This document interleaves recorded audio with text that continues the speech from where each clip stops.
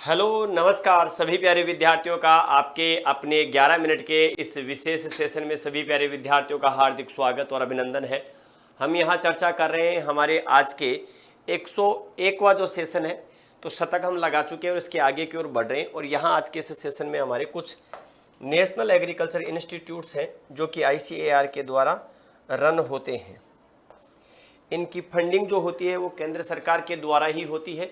और इस national research institutes में कई ऐसे इंस्टीट्यूट हैं जिनमें आपको क्या देखने को मिलता है, इनमें आप अगर देखेंगे तो एजुकेशन के साथ साथ अनुसंधान का कार्य देखने को मिलता है। जैसे नेशनल डेयरी रिसर्च इंस्टीट्यूट है तो वहाँ पर क्या है, आपके रिसर्च भी है और एजुकेशन भी है आपके। तो शुरुआत करते हैं आज के इस सेशन की। देखिएगा ICAR के अनुसार कुछ हमारे नेशनल रिसर्च इंस्टीट्यूट है। तो नेशनल रिसर्च सेंटर पहला है। देखिएगा एक कमेंट बॉक्स में कमेंट देखा था मैंने, वहाँ ये लिखा हुआ था कि सर ये क्या है, भा क्रय अनु और पै। तो मेरे भाई चिंता क्यों नहीं करनी है इसमें, क्योंकि भा जो है इसका अर्थ होता है भारतीय। ठीक है, इसका अर्थ क्या होता है, भारतीय। और भारतीय को इंग्लिश में कहते हैं आई, बताऊंगा वो भी। और क्रय जो होता है इसका अर्थ होता है कृषि, कृषि को कहते हैं एग्रीकल्चर। और अनु जो होता है, अनु का अर्थ होता है अनुसंधान, अनु का अर्थ होता है अनुसंधान। और यहाँ पर जिसको कह सकते हैं क्या होगा, अगर देखा जाए तो इसे कहते हैं रिसर्च। और पै इसका अर्थ होता है परिषद। तो पूरा नाम भारतीय कृषि अनुसंधान परिषद और इसे काउंसिल कहते हैं। इसका अगर हम शॉर्ट नेम देखते हैं तो क्या लिखते हैं, ICAR। यानी कि यह संस्थान भारतीय कृषि अनुसंधान परिषद के अधीन कार्य करती है, इसका हमें ध्यान रखना है आपको। ठीक है भाई। तो यहाँ पर राष्ट्रीय केला अनुसंधान केंद्र कहाँ है, त्रिची। तो नेशनल रिसर्च सेंटर फॉर बनाना त्रिची, यहाँ पर इसे कहते हैं नेशनल रिसर्च सेंटर फॉर बनाना, त्रिची तमिलनाडु। तो ये कहाँ है, तमिलनाडु। अगला देखिएगा, अगला है भा क्रय अनु पै, यानी भारतीय कृषि अनुसंधान परिषद के अधीन है। ये क्या है, तो राष्ट्रीय अंगूर अनुसंधान केंद्र पुणे, यानी कि महाराष्ट्र। इसे हम क्या कह देते हैं, national research centre for grapes Pune, Maharashtra.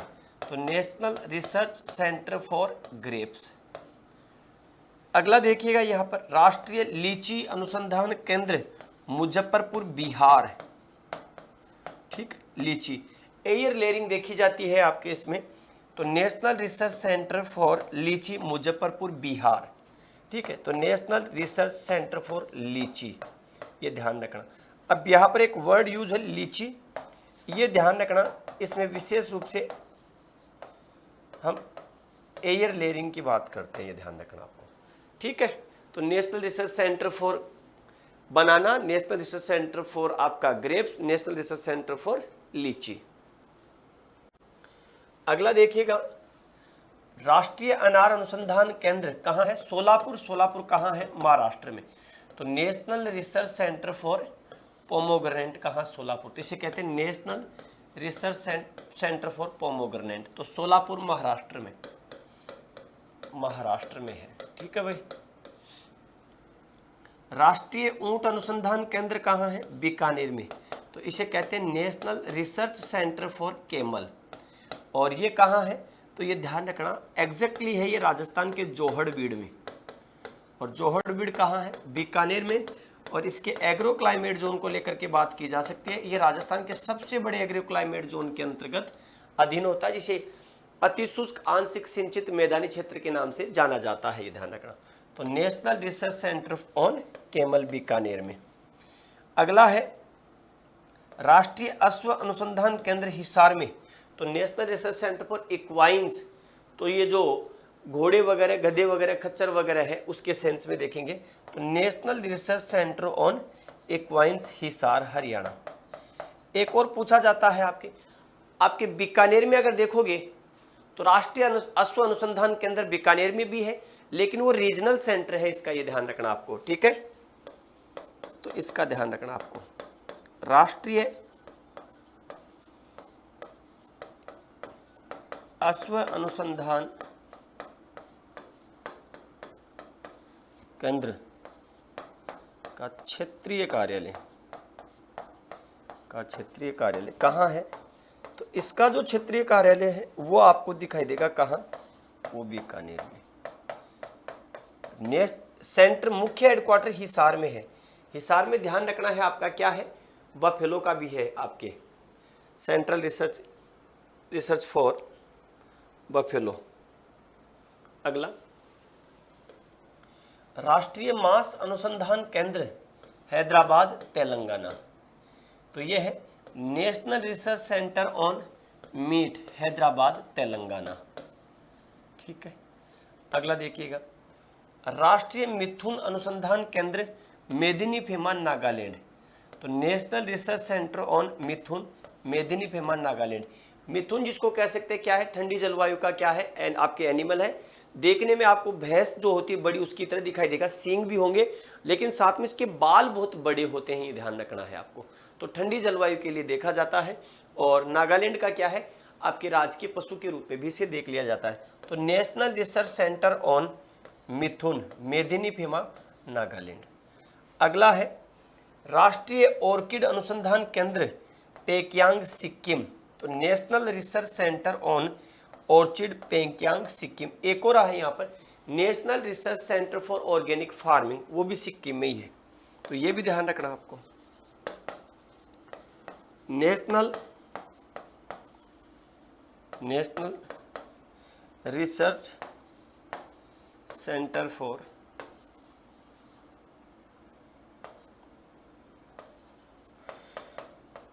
Organic farming, ये कहाँ है? तो ये पेक्यांग सिक्किम आपके, ये ध्यान, ये भी सिक्किम है, क्योंकि सिक्किम क्या है? भारत का पहला ऑर्गेनिक स्टेट है, ये ध्यान है। जैविक खेती के रूप में जाना जाता है उसे, ये ध्यान रखना आपको। ठीक है, तो आपके ध्यान रखना। अगला देखो, राष्ट्रीय सूकर अनुसंधान केंद्र Guwahati, national research centre on pig. तो गुवाहाटी असम। सुअर जो है उस सुअर का राष्ट्रीय अनुसंधान केंद्र कहाँ है? गुवाहाटी असम में। तो इसे कहते हैं national research centre for pig. ठीक है। अगला है राष्ट्रीय बीज मसाला, और इसे कह देते बीज, ये कह देते राष्ट्रीय बीज मसाला अनुसंधान केंद्र अजमेर। अजमेर में एक जगह है तबीजी, और यहाँ अगर हम बात करें तो ये है राजस्थान में। तो national research centre on seed spices Ajmer Rajasthan. ठीक है, इसे कहते हैं शॉर्ट में NRCSS।